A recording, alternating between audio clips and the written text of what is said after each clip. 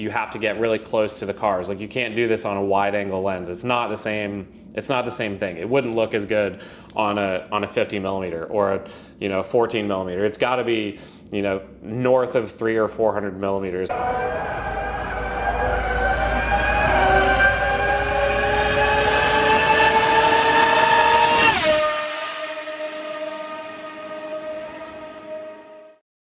This video is brought to you by Paddock Focus Motorsport Photography Workshops. Want to learn more about how to become a professional motorsport photographer or just take better racing images? Check out paddockfocus.teachable.com and use PF YouTube for 10% off. Good morning from the Jamie Price Photo Studio, which is still under construction. But this is another episode of Fast Frames, episode 2 of Fast Frames. So what is Fast Frames? Fast Frames is a series of videos that I'm doing kind of where I go do a deep dive on one picture from my archive or from a recent event, where I can kind of give you more in-depth detail and look at the settings, lenses, where I was standing, why I was standing there, all those ingredients that go into making a picture. I'm a professional motorsport photographer. If you don't follow me, my name is Jamie Price, and I get to travel all over the world covering NASCAR, IndyCar, Formula One, World Endurance Championship, IMSA WeatherTech. I've covered MotoGP. I've covered a lot of different things. GT racing. Yeah, I cover a lot of different things. And occasionally I get to cover Formula One races. And I was recently in Bahrain for the opening round of the 2024 Formula One season at the Bahrain International Circuit, which is actually one of my favorite circuits because it's got a lot going for it. There's a lot of cool things to use as a photographer. Not all circuits are created the same. Some are better than others.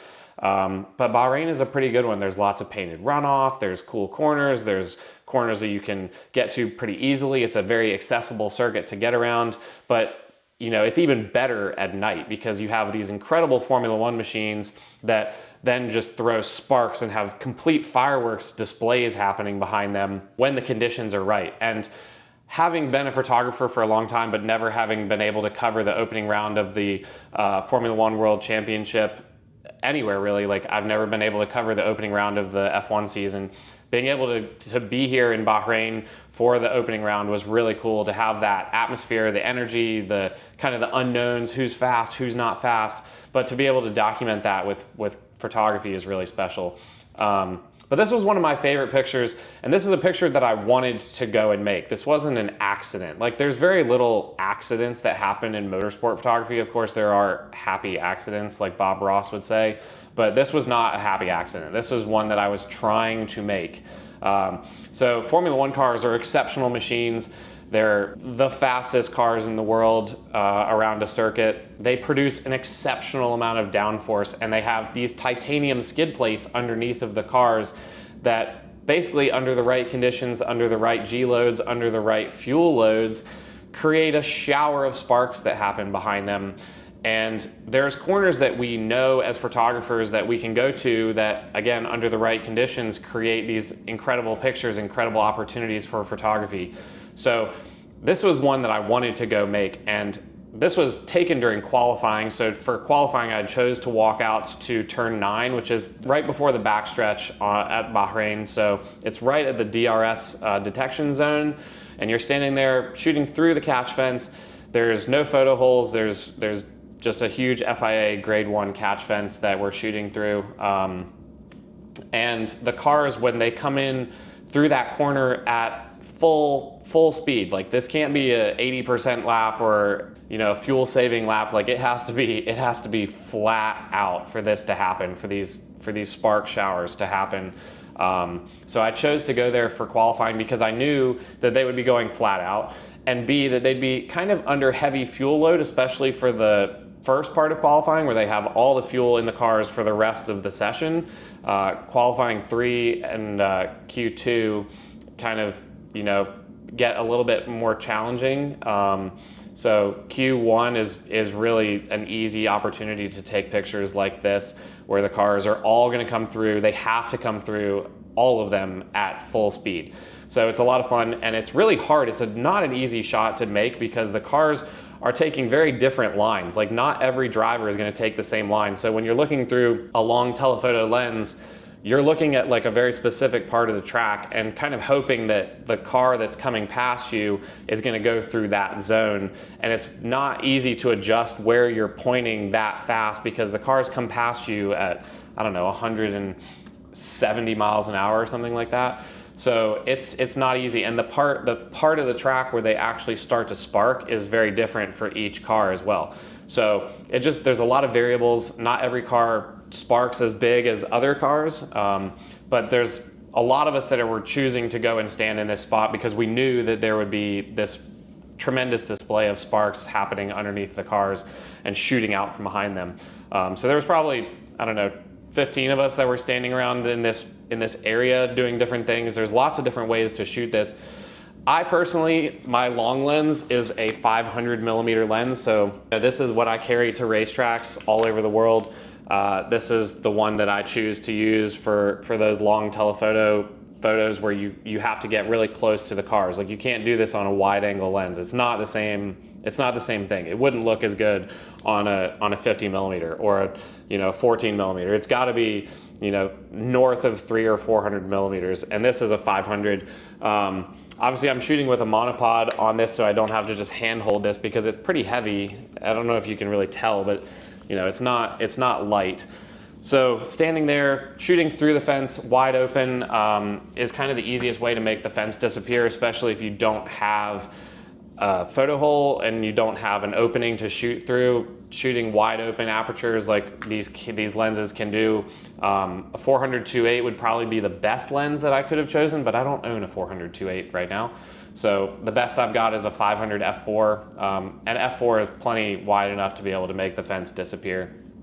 But there's a couple different ways to do this photo. You can shoot it at a higher shutter speed, but the higher shutter speed means you're gonna have to bump the ISO pretty significantly.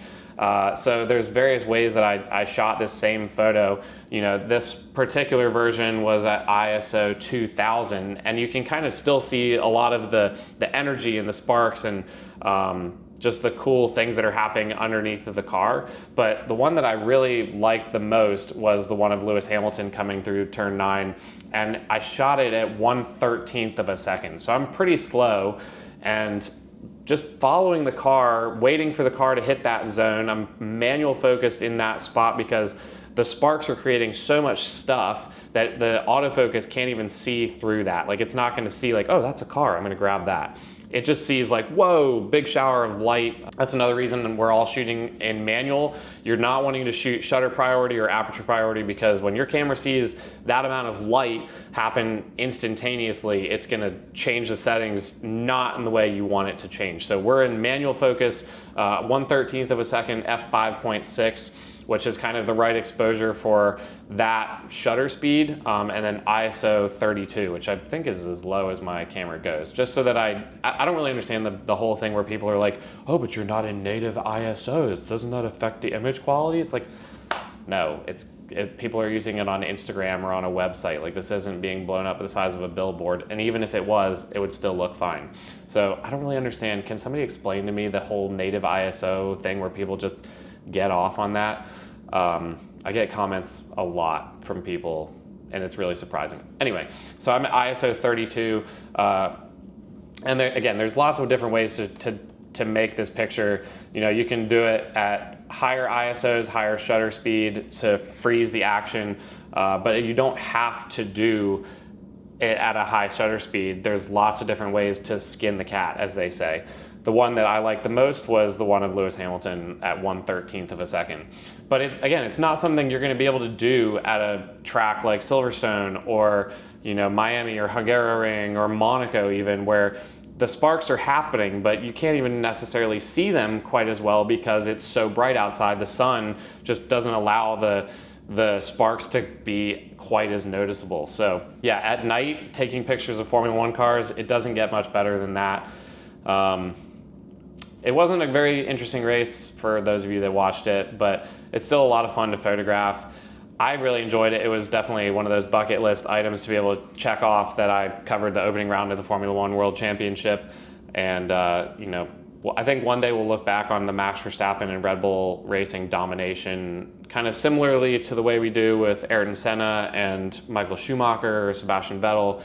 You know, there's been eras of dominance in Formula One, and it can be boring to be trackside for it just as much as it is to actually be sitting on your couch watching Max just roll everybody at home.